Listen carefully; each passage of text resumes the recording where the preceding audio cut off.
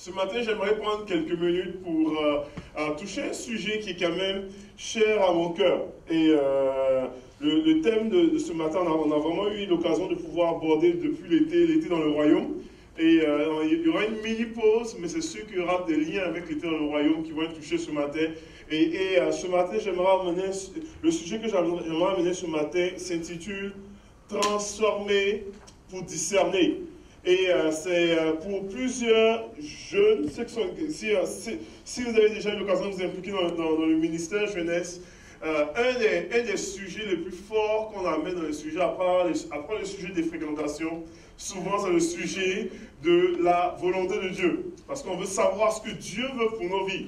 On veut savoir la volonté de Dieu, on veut savoir qu'est-ce que Dieu a pour nous, quel est l'appel de Dieu, quelle est la destinée de Dieu. Et on a besoin de pouvoir le découvrir. C'est quelque chose qui est cher à notre cœur. Et pas juste les jeunes, mais même les adultes, on veut savoir la volonté de Dieu. Dans les Écritures, l'apôtre Paul donne dans le livre, dans l'épître aux Romains, si vous avez vos Bibles, vous pouvez tourner là, sinon le verset va apparaître. Dans l'épître aux Romains, il parle un petit peu de la volonté de Dieu, mais en même temps sous forme de conseil, en disant, dans Romains chapitre 12, verset 2, il dit « Ne vous conformez pas au siècle présent, mais soyez transformés par le renouvellement de l'intelligence, afin que vous discerniez quelle est la volonté de Dieu, ce qui est bon, agréable et parfait. » Je vais répéter, ne vous conformez pas au siècle présent, mais soyez transformés par le renouvellement de l'intelligence, afin que vous discerniez quelle est la volonté de Dieu, ce qui est bon, agréable et parfait. En réalité, prochaine diapo, l'enjeu est la volonté de Dieu. On a besoin de discerner la volonté de Dieu. Et c'est fascinant de réaliser, de réaliser un peu ce que l'apôtre Paul dit en disant que d'être transformé par le renouvellement de l'intelligence. Autrement dit, sans renouvellement de l'intelligence, il est impossible de discerner ce que Dieu veut. Comprenez-vous un petit peu ce que je dis?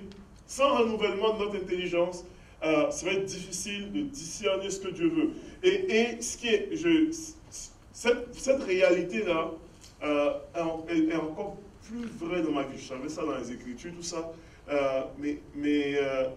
D'aller prendre des cours, d'aller suivre des cours, admettons, de maîtrise en théologie ou whatever, et de parler avec des gens qui sont des théologiens, qui ont des doctorats, des post-docs, etc., qui font des recherches en théologie, des gens vraiment des érudits, qui connaissent la Bible bien plus que vous et moi, qui connaissent des connaissances en théologie tellement poussées, etc., mais qui lisent des choses, mais sans renouvellement de l'intelligence, ne peuvent pas savoir ce que Dieu veut. Amen. Comprenez un petit peu? Et de voir que des gens dans l'Église qui ne connaissent bien moins qu'eux, en termes de connaissances bibliques, qui connaissent moins de versets peut-être, moins de contexte historique qu'on sort, mais qui sont assis ici et qui sont capables de discerner ce que Dieu veut.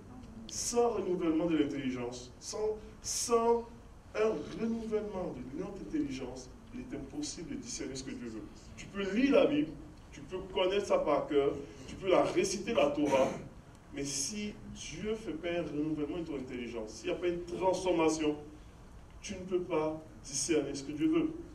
Et c'est ça que je veux aborder ce matin. La réalité d'être transformé pour discerner, littéralement. Et nous avons un choix. Et quand l'apôtre Paul aborde ce sujet-là, il touche avec un choix. Parce qu'il dit, il touche avec le choix de pouvoir. Il dit, ne vous conformez pas. Il y a une possibilité de se conformer et une possibilité de transformer. Et un choix aujourd'hui, encore ce matin, de nous conformer à notre siècle, à la société de notre siècle, aux valeurs, au système de pensée, ou de se laisser transformer afin de discerner quelle est la volonté de Dieu. Et véritablement, ma prière que Dieu puisse nous toucher ce matin et que véritablement on fasse le choix dans notre vie pour dire Seigneur, nous ne voulons pas nous conformer à notre siècle. Nous ne voulons pas nous conformer au système de notre siècle. Nous ne voulons pas nous conformer aux valeurs. Nous ne voulons pas nous conformer à la mentalité. Mais nous voulons laisser ton esprit nous transformer. Lorsqu'on regarde normalement, je vais aller rapidement, Lorsqu'on regarde au niveau même du terme transformé dans les Écritures, le terme schématizo, vous pouvez dire schématizo, et donc c'est un thème qui est assez particulier, c'est un thème qui parle littéralement de se façonner ou se mouler à l'intérieur d'un modèle. C'est littéralement ça. Il y a un thème qui parle de conformer son esprit ou son caractère au modèle de l'autre. Donc, on parle du thème de se façonner, de se laisser façonner. Et l'image de laisser façonner, c'est comme l'image, normalement, on prend l'image de l'eau et un verre. Lorsque on verse l'eau, normalement, dans un verre, l'eau prend la forme cylindrique du verre. Et on parle de cette image, on parle de l'image de se façonner à l'intérieur d'un modèle. Et c'est ce que l'apôtre Paul dit, ne vous façonnez pas à l'intérieur du modèle de ce monde présent. Mais véritablement, il parle de systématiso. Et l'autre thème qu'il utilise, c'est vraiment métamorphéo. C'est-à-dire qu'il parle de la métamorphose. Mais laissez-vous transformer, changer de forme. Et c'est le même thème qui est utilisé lorsqu'on parle de Jésus fut transfiguré, Jésus fut... c'est le même thème, métamorphéo, mais Jésus fut changé. Et il changeait de forme, changez votre façon de penser, changez littéralement cela afin de pouvoir discerner. Et ça là, si Dieu ne fait pas, si vous ne laissez pas la place à Dieu pour faire cela dans nos vies, ça prendra place. Comprenez-vous un petit peu? Il y a une permission que nous laissons à l'Esprit de Dieu de pouvoir nous transformer afin de discerner la volonté de Dieu. Il y a une permission que nous laissons à l'Esprit de Dieu de pouvoir transformer notre intelligence, notre façon, parce que notre façon d'être, afin de pouvoir discerner ce que Dieu veut. Donc, il ne suffit pas juste de pouvoir venir à l'église le dimanche, il ne suffit pas juste de pouvoir lire votre Bible tous les jours, puis connaître vraiment tous les versets pour dire Jean 3,16, ça veut dire quoi? Car Dieu a tant aimé. Mais littéralement, il dit Seigneur, au-delà de tout cela, je veux te laisser la permission de pouvoir transformer mon intelligence, transformer ma façon de voir les choses, transformer mon cœur, transformer mon intérieur. Je veux changer de forme. Je veux normalement changer complètement mon intelligence, mon esprit, afin qu'elle soit conforme à toi, afin que je puisse te ressembler et afin de pouvoir discerner ce que tu veux réellement. Amen. Amen. Soyons honnêtes, soyons honnêtes. Discerner la volonté de Dieu est simple, non. Mais ce n'est pas toujours si simple. Ça va? Je ne sais pas pour vous, mais je vais être honnête avec vous, ce n'est pas toujours si simple. Des fois, il faut... ça a l'air... On dit, mais c'est simple, lis la Bible, tu vas comprendre. Oui, mais... Et des fois, on ne comprend pas. Et des fois, nous interprétons mal. David pouvait déclarer ceci, dit, il pouvait déclarer normalement, sonde-moi, ô Dieu, et connais mon cœur, pour moi connais mes pensées, regarde si je suis une mauvaise voie, et conduis-moi sur la voie de l'éternité. David avait besoin de laisser Dieu ouvrir son intelligence pour qu'il puisse comprendre. Et puis il dit, montre-moi si je suis sur une mauvaise voie. Même Dieu déclare, il dit, mes pensées ne sont pas vos pensées, et mes voix ne sont pas vos voix. Comprenez? Donc il y a une réalité où est-ce que, oui, non, on veut discerner, mais ce n'est pas toujours si simple. Et des fois, nous avons besoin de pouvoir, nous interprétons ce que nous pensons comprendre, et des fois, pour tous ceux-mêmes qui vivent le prophétique, tout ça, ils vont être honnêtes pour dire, et des fois, où est-ce qu'on interprète mal les choses? On voit, et on interprète mal. Dans les Écritures, la Bible mentionne qu'à un moment donné, Dieu appelle Jérémie, puis Jérémie est nouveau dans son ministère, nouveau, il est jeune. Plusieurs théologiens parlent qu'il est encore adolescent en disant, et Dieu lui dit, avant que tu dans le ventre de ta mère, je t'avais consacré prophète des nations, etc. Tout ça, je t'appelle, etc.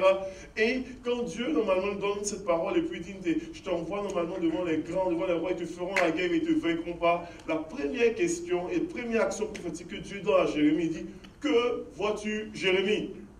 Et Jérémie voyait une branche d'amandier. Puis il dit, je vois une branche d'amandier. Puis là, la branche d'amandier, c'est annonciateur de quelque chose qui allait arriver, etc. il fallait interpréter. Et Dieu l'explique après ça. Après ça, que vois-tu? Je vois normalement un chaudron qui brouille du septentrion. Et il voyait des images et il fallait donner une interprétation à cela. Et il pouvait mal interpréter.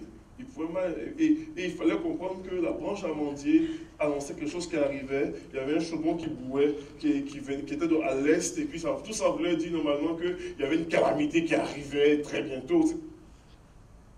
Je ne sais pas pour vous, mais pour moi, voir un chaudron qui brouille et une branche amandier, ça ne veut absolument rien dire. Vous comprenez, Dieu? Mais Dieu parle comme ça. Il y avait une dynamique que il faut vraiment. Et des fois, nous avons pour discerner ce que Dieu veut, nous pouvons mal interpréter, nous pouvons nous tromper, nous pouvons voir, et puis, si Dieu n'éclaire pas, on se perd. Ça va peut-être avec moi? Et nous avons besoin de discerner des fois ce que Dieu veut. Nous avons besoin de pouvoir saisir, nous avons besoin de pouvoir... Et il y a tellement de choses que nous avons besoin de pouvoir saisir, mais tout ça commence par un renouvellement de notre intelligence. Et ce matin, je veux vraiment amener 3 aspects qui sont des choses tellement de base, mais qui est le début de personnes qui veulent discerner ce que Dieu veut dans leur vie. Et les 3 aspects, je les ai intitulés l'ABC de celui qui veut discerner la volonté de Dieu. Et c'est vraiment très simple, c'est en acrostiche. Et le premier point que je vais aborder, c'est vraiment le A pour ajuster nos pensées aux principes du royaume enseigné dans les Écritures. Et le B pour bâtir, entourer les gens de valeur. Et le C, choisir le sceau de la foi. Et nous avons besoin, pour ceux qui veulent discerner la volonté de Dieu, ils n'ont pas le choix d'ajuster. Ils n'ont pas le choix de bâtir leur vie autour de gens de foi. Et ils n'ont pas le choix de pouvoir manifester la foi. Et on va voir ces 3 aspects-là. Il y a l'aspect de pouvoir ajuster tes pensées. Ajuster nos pensées aux principes du royaume. Dans les Écritures, on enseignait vraiment cela pendant tout l'été, et puis ça continue encore l'automne, et peut-être l'hiver, et peut-être l'été prochain. Ça fait 2 étés dans le royaume. Et on a touché l'aspect de Matthieu, d'ajuster. Et Matthieu 6, verset 33 nous enseigne ceci en disant: cherchez premièrement le royaume de Dieu et sa justice, et toutes choses vous seront données par-dessus plus. Dans les Écritures, Jésus enseigne dans Matthieu, et Matthieu, en passant, c'est le livre, l'évangile qui traite le plus du sujet du royaume. Jésus parle le plus du royaume, il enseigne le plus sur le royaume, tout ça, et il amène le principe du royaume dans le livre de Matthieu, et il dit littéralement, il dit cherchez le royaume de Dieu avant tout. Et quand il parle par rapport aux choses du royaume dans Matthieu chapitre 9, il dit, on ne peut pas prendre un vêtement neuf et le raccommoder à un vieux vêtement, sinon les deux se déchirent. Et il dit, on ne peut pas prendre des vieilles outres pour mettre un nouveau vin.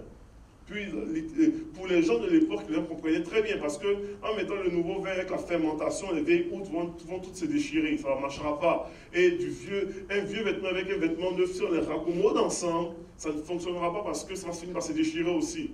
Et il fait référence à ces choses-là en voulant expliquer que si vous voulez normalement comprendre les choses du royaume, vous avez besoin de changer littéralement le système. De changer littéralement de façon de penser. Vous ne pouvez pas normalement être dans votre vieille façon de penser, être dans votre vieux système, et puis vouloir comprendre les choses du royaume. Ça ne marchera pas. Tu as besoin d'ajuster tes pensées. Tu as besoin d'ajuster ta façon de voir. Tu as besoin d'ajuster ta conception de la vie aux choses du royaume. Sinon, ça ne marchera pas. Un des principes simples du royaume, c'est l'amour du prochain. Jésus dit, comme principe, il dit, juste pour vous montrer un peu comment est-ce que c'est réel. Je travaille dans le monde séculier, même si je fais du ministère dans le monde séculier, et je travaille dans une prison, vous savez que je travaille dans une prison. Et il y a toujours on va dire des expressions, il y a toujours des commérages où on essaie de pouvoir écraser l'un, écraser l'autre, s'enrichir ici, et puis ça arrive dans n'importe dans le travail. Je suis le seul? Non. Non, hein? Donc, ça arrive, ça. Donc, il y a juste seulement Pasteur Joël que dans son bureau, c'est aseptisé, tout le monde sont chrétiens, ça part. tout est beau là-bas. Mais dans le commun des mortels, il n'y a pas toujours des collègues de travail gentils. Donc, ça c'est une réalité. Mais un des principes du royaume t'enseigne de pouvoir aimer tes ennemis. Tu ne peux... Dans la logique humaine, tu cherches à écraser pour avancer. Mais dans le royaume de Dieu, tu aimes tes ennemis. Dans le royaume de Dieu, tu pries pour celui qui te persécute, qui veut te faire du mal. Dans le royaume de Dieu, tu es appelé normalement à manifester de l'amour, même si tu reçois autre chose que de l'amour en face. Mais dans le royaume de Dieu, tu es appelé normalement à manifester le caractère de Dieu. Et dans un monde complètement corrompu et imparfait. Amen. Ça, c'est le principe du royaume. Et tu as besoin d'ajuster tes pensées avec celles du royaume, si tu veux discerner ce que Dieu veut. Dans le royaume de Dieu, et puis il y a quelques semaines de cela, je pense qu'on a eu toutes les nouvelles, Piquet souvent a donné 10 millions de dollars à l'hôpital Sainte-Justine de Montréal. C'est complètement extraordinaire. C'est le plus gros don donné d'un athlète jamais donné au Canada. C'est 10 millions de dollars. C'est beaucoup. Puis c'est généreux. Jamais un athlète a donné un si gros montant extra. Il gagne 1 million, mais ils donnent, mais ils sont généreux, mais pas comme ça.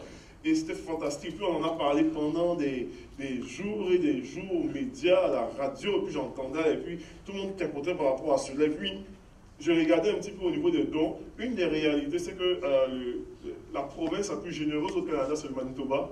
Et le don moyen par habitant, en principe, normalement, qu'on considère la province la plus généreuse, est 300 dollars, 300 et quelques dollars. Et puis c'est bien, c'est généreux pareil. Mais celui normalement qui fonctionne dans le processus, où est-ce qu'on enseigne la dîme, donne beaucoup plus que ça en général. Comprenez-vous un petit peu? Et sans minimiser, puis je ne veux vraiment pas faire attention à ce que je dis, le don de Piquet Souban, parce qu'il le donne normalement 10 millions de dollars sur 7 ans, ce qui équivaut normalement à la dîme de son contrat, sans minimiser normalement le don de Piquet Souban. Piquet Souban en est littéralement la dîme de son contrat. Ce que plusieurs dizaines de personnes lui font à chaque semaine ici. Comprenez un petit peu? Pour une personne qui n'est pas dans le royaume, c'est comme waouh! C'est comme, j'ai jamais vu ça, mais dimanche après dimanche, plusieurs personnes donnent ici la dîme de leur revenu. Waouh! C'est écœurant. C'est écœurant ça. Mais ajustons nos pensées à celles du royaume pour discerner la volonté de Dieu. Et un des aspects qui est tellement incroyable, on le voit normalement dans les Écritures. David peut déclarer ceci, dit ta parole. On a besoin normalement, face aux choses de la vie, de pouvoir dire, ok, qu'est-ce que la Bible dit par rapport à cela? Quel est le principe que la Bible nous enseigne par rapport à cela? David peut déclarer cela dans Psaume 119, verset 105, il dit, ta parole est une lampe à mes pieds et une lumière sur mon sentier. Et lorsque nous choisissons d'ajuster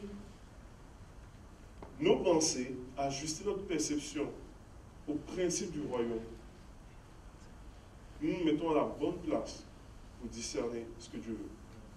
Nous nous mettons à la meilleure place pour discerner ce que Dieu veut. Je pense la semaine prochaine, je pense que le pasteur je vais aborder sur les principes du royaume justement, et nous nous mettons à la meilleure place pour pouvoir discerner ce que Dieu fait. Le deuxième aspect que je voudrais amener, c'est nous avons besoin d'ajuster nos pensées à celles du royaume pour discerner ce que Dieu veut, mais nous avons besoin de bâtir nos vies, bâtir notre quotidien entouré de gens de valeur.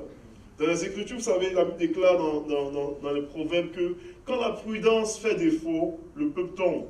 Et le salut se trouve dans un grand nombre de conseillers. Peut-être parce que je travaille en prison que je ressens l'urgence et le besoin de pouvoir être entouré de gens de valeur. Mais je vais être honnête avec vous. Je parlais de ça avec mes détenus, ils savent. J'ai dit cet été, j'ai pu voir, j'étais mes activités en prison, tout ça, j'étais des réunions, comme des réunions d'église, différentes, mais réunions d'église, en prison avec des détenus qui ne sont pas habitués à pouvoir participer à des choses religieuses. Mais cet été, j'ai eu le privilège de voir, je disais, 13 de mes détenus sortis de prison cet été. 13, c'est un peu une chose. Et sur les 13 détenus que j'ai vus sortir de différents trucs qui venaient ou qui participaient, il y en a 9 qui sont revenus. 9. C'est ça. On va dire qu'ils s'ennuient de moi. Le plus gros record parmi les 9, il y en a un qui est sorti, et 3 jours plus tard, il revenait. Et vraiment, 3 jours plus tard, il s'est arrangé pour revenir. Et il y a plusieurs raisons, des bonnes raisons, des mauvaises raisons. Ils sont fait prendre, whatever. Mais une des choses qui revenait constamment était, lorsque tu sors de prison, tu ne cherches pas à reprendre contact avec ceux qui t'ont ramené, qui ont fait que tu es en prison. Les mauvaises compagnies corrompent toujours les bonnes mœurs. Même lorsque tu décides de changer. Et puis, tu as peut-être des bonnes décisions, des bonnes résolutions. Mais si tu t'entoures avec des gens qui ne sont pas des gens de valeur, tu reviendras tout le temps. Et une des choses qui est obligatoire, c'est même pas moi, c'est la loi la loi qui exige ça. N'importe quel détenu n'a pas le droit, à sa sortie de prison, de rentrer en tant que quelqu'un, un ancien détenu, un ex-détenu. Donc, il ne se côtoie pas, il ne doit pas se côtoyer à l'extérieur, parce qu'il peut faire des coups. Et ça, c'est une des ordres du service correctionnel. Donc, dès qu'on te voit en rentrant en tant qu'un autre ex-détenu, tout de suite, on te remonte. Parce qu'on te dit, Mike, c'est possible que tu es en train de planifier quelque chose. Et c'est ça, c'est la très grande majorité de ceux qui viennent, c'est souvent ça, c'est une règle d'or que tu peux facilement violer. Et c'est une réalité. Pourquoi est-ce que je parle de ça? Parce que les mauvaises compagnies comme les bonnes mœurs, on le dit ça rapidement, comme cela, en le sortant, mais en réalité, c'est l'apôtre Paul qui enseigne ça dans Corinthiens. C'est une vérité biblique. Et si normalement, tu ne t'entoures pas bien, tu finis toujours par goûter là où est-ce que tu mijotes. Toujours. Et c'est un principe. Tu veux discerner la volonté de Dieu. Et puis, comprenez-moi très bien, on va dire, mais toi, désolé, tu mijotes constamment en prison, donc tu as fini par la C'est vrai? Non, pas vrai, mais c'est... Mais voici la réalité. Ça peut... La Bible enseigne d'être la lumière, mais même Jésus, alors qu'il se tenait avec les foules, avait des besoins de pouvoir se tenir à l'écart. Donc, oui, tu peux te tenir au milieu des ténèbres, dans l'ombre de la mort, comme on le dit partout, mais tu as besoin d'avoir une zone de ressourcement. Où est-ce que cette zone-là, il y a des gens de valeur qui sont là et t'attendent. Si tu ne vis pas ça dans ta vie au quotidien, tu n'as pas une zone de ressourcement où est-ce que, qui est un petit peu aseptisée, tu finiras par goûter là où est-ce que tu mijotes. Et ça c'est un besoin.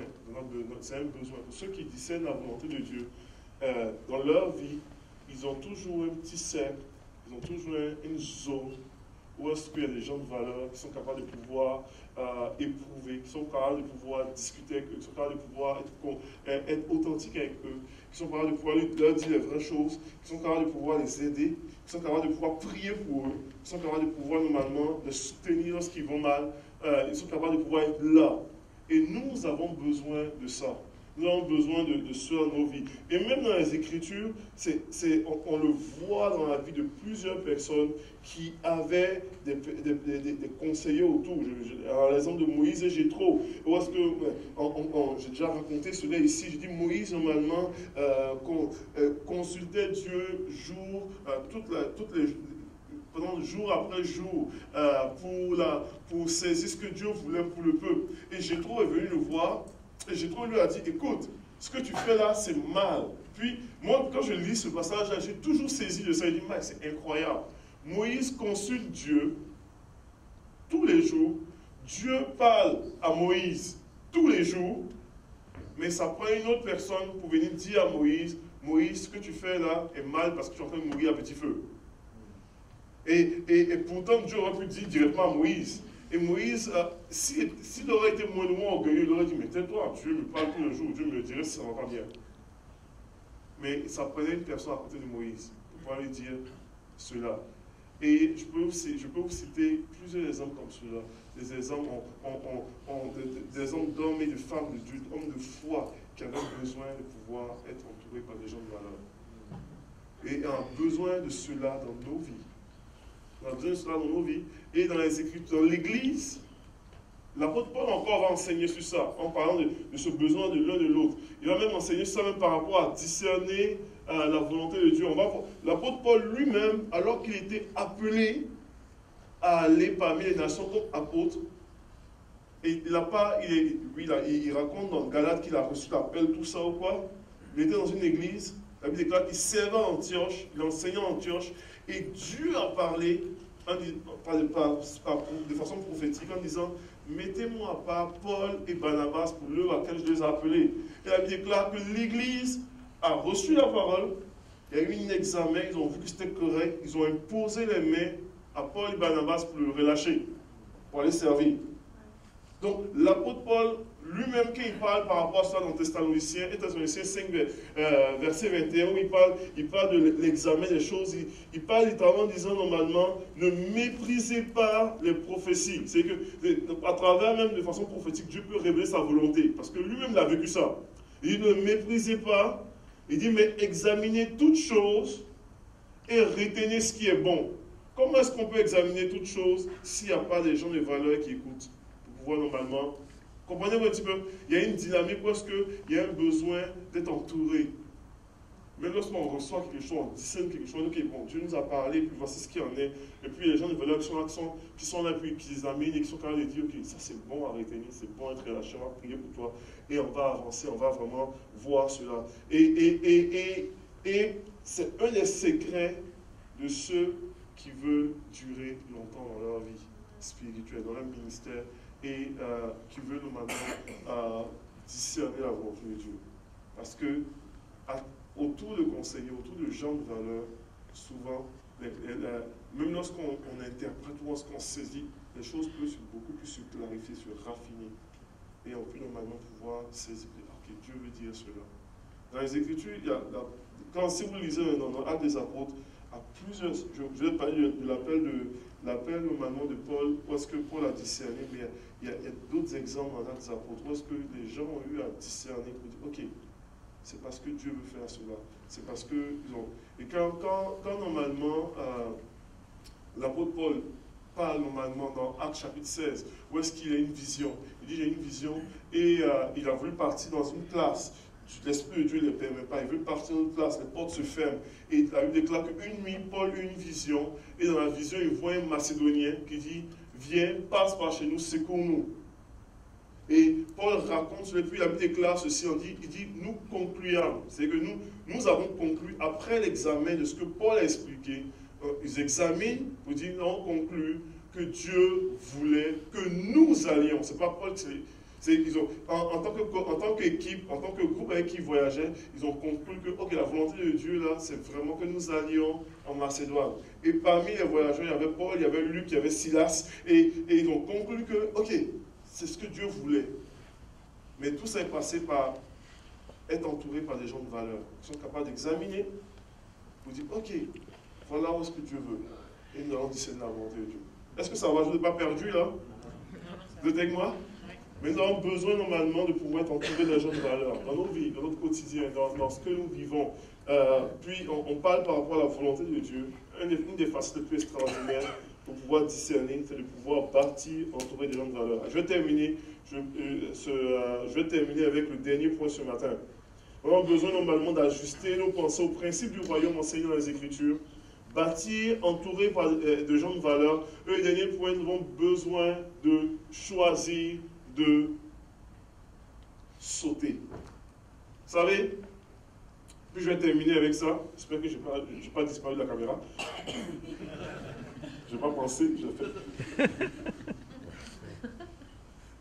Lorsque nous voulons discerner la volonté de Dieu, La volonté de Dieu est toujours un appel à répondre avec foi. Toujours. Ça, c'est un truc qui ne déroge pas. Nous avons un appel de foi à répondre. Et dans les Écritures, si vous regardez dans les Écritures de la Genèse jusqu'à l'Apocalypse, ceux qui ont servi Dieu, ceux qui ont obéi à Dieu, ceux qui sont rentrés dans la destinée de Dieu pour leur vie, l'ont fait avec foi.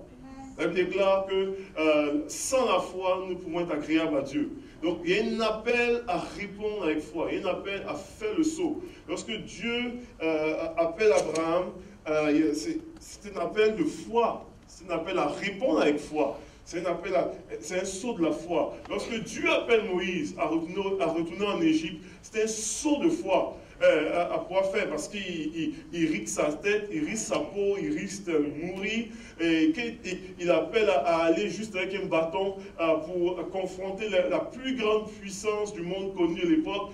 C'est un appel de foi. C'est un appel de foi. Lorsque Dieu appelle Gédéon et devant lui, en face de lui, il y a une armée de 135 000 personnes et eux ils sont 300. Croyez-moi, c'est un appel de foi. C'était un vrai appel de foi. Lorsque Dieu, normalement, appelle chaque juge en Israël pour pouvoir se tenir devant des armées, c'était un appel de foi, de pouvoir faire confiance. Lorsque Dieu appelle une personne comme David à pouvoir se tenir devant un géant, un mastodonte habitué à la guerre, c'est un appel de foi. Lorsque Dieu appelle normalement tous ces autres héros, lorsque Dieu appelle les apôtres même à quitter leur métier, à quitter leur sécurité financière pour suivre quelqu'un qu'ils ne connaissent même pas. C'est un appel de foi. Nous sommes appelés à pouvoir répondre à la foi lorsqu'on veut discerner la volonté de Dieu. Parce que Dieu va nous propulser dans une dynamique de foi. Dans une dynamique de foi. Lorsque tu reçois, admettons, une parole pour une personne, tu ne la connais pas. Jamais vu, tu l'as vu il n'y a pas longtemps, et puis tu dis, bon, ok, va la voir parce qu'elle vit telle chose, elle est déprimée, et puis veut l'encourager pour elle. C'est un appel de foi. Parce que dans la parole, tu peux te planter solidement. Comme je l'ai déjà fait. Puis tu peux donner des paroles, et puis tu peux donner, puis t'as pas rapport. Non, parce que bah, et Dieu te bénit quand même. C'est poche, mais c'est vrai. Mais c'est un appel de foi. Et lorsque tu choisis de répondre, lorsque tu choisis de faire le saut, tu as le droit de l'erreur. J'appelle même pas ça une erreur. C'est même pas une erreur. Parce que si tu plantes dans un chemin que tu pensais être de Dieu, ce qui n'est pas de Dieu, c'est pas une erreur. Au moins tu sais que ça, ce chemin-là, c'est pas un chemin que je dois prendre. Et la Bible déclare que Dieu est capable de faire concourir toutes choses pour ton bien. Donc, même si ce que tu penses est une erreur, Dieu est capable de pouvoir prendre ça pour l'amener pour faire quelque chose d'extrêmement bien. Et à la fin de la journée, avec le recul de ta vie, tu vas dire, Maï, c'était exactement là où est-ce que Dieu a contrôlé pour pouvoir me faire venir là. Et c'est fantastique. Tu vas pouvoir dire, waouh, Dieu a agi pareil. Parce qu'on regarde normalement le cheminement d'Abraham. Tu regardes le cheminement c'était une erreur pour Abraham de pouvoir descendre en Égypte. C'était une erreur pour Abraham de pouvoir mentir que sa femme était normalement sa sœur, et puis finalement elle a voulu coucher. Et Dieu, dans cette erreur-là, où est-ce que le pharaon prend Sarah pour sa femme, elle déclare que Dieu fait descendre des plaies en Égypte. Dieu fait sortir Abraham. Et dans cette erreur-là, Abraham sort d'Égypte avec de grandes richesses. Comprenez, Dieu est capable de pouvoir faire ça. Même dans ces erreurs-là, Dieu est capable de faire quelque chose d'extraordinaire. Mais ça prend le saut de la foi. Et le saut de la foi, c'est pas facile. Je vais terminer avec ça, je vais terminer aussi à avancer. Le saut de la foi n'est jamais facile. Parce que ça vient te faire sortir de là-bas. Ça vient sortir de sécurité. Ça vient sortir. On est bien confortable. On aime le confort. Et c'est normal. Je suis le premier à aimer le confort. On aime être juste correct. pas bizarre, pas extravagant, pas extraverti, pas. Mais des fois, on a besoin normalement de pouvoir, dans la direction que Dieu nous donne, Dieu va nous faire sortir de notre zone de confort tout le temps. Et si nous voulons discerner la volonté de Dieu, et on dit Seigneur, one go, I go, et puis on n'est pas à discerner la volonté de Dieu, soyez prêts tout de suite à faire un saut. Si vous n'êtes pas prêt à faire le saut, vous n'êtes pas prêt à discerner. Parce que quand Dieu va révéler sa volonté, il va vous appeler à un saut. C'est sûr. La volonté de Dieu se trouve dans le saut. Ou est-ce que tu perds le contrôle de toi-même pour laisser le contrôle à Dieu? Et si tu n'es pas prêt à faire le saut, tu n'es pas prêt à savoir ce que Dieu veut. Donc ma question est de savoir si est-ce qu'on est prêt à faire le saut. Est-ce qu'on est prêt à ajuster nos pensées?